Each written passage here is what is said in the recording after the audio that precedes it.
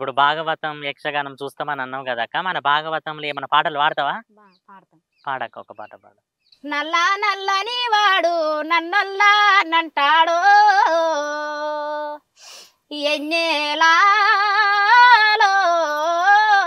అయ్యో నల్ల నల్లని వాడు నన్నొల్లా నంటాడు ఎన్నేలాలో,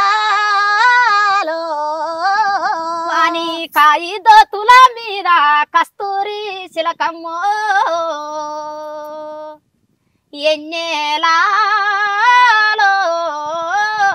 అని కాయి దోతుల మీద కస్తూరి శిలకమ్మో ఎన్నేలాలో, అని ముది వండ్ల మీద ముచ్చాల రవ్వాలో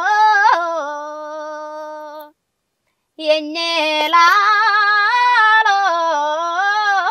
అని ముని వండ్ల మీద ముచ్చాల రవ్వాలో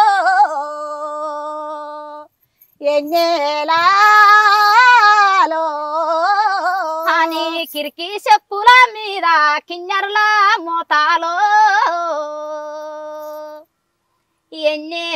ఎన్నేలాలో, అని కిరికి చెప్పుల మీద కిన్నెరల మూతాలో ఎంజేలాలో. ఇట్లా వాడుతా సార్. భాగవత రాగం అంటే ఇది. నిజంగా మా నాయన ఆడేది ఆటలు, ఆ, భాగవతాలు కట్టేది, వేషాలు కట్టేది. ఉమ్, ఇక మేము వాళ్ళని చూసి ఇక భాగవతాలు భాగవత పోతేనే కలుపు పాటలు. ఆ, ఇక మా నాయన భాగవతాలు అవి వాడుతుంటే ఇక వాళ్ళ పాటలు మన వాళ్ళ పాటలు. కదా అన్నట్టు. నిజంగా మీ ఇద్దరికి ఒకసారి. ఎందుకనంటే అక్క, భాగవతం యక్షగానం నేను వినలేదు ఫస్ట్, కానీ మీ ద్వారా నేను ఎప్పుడు కూడా ఇటువంటి పాట వినలే నా జీవితంలో కూడా.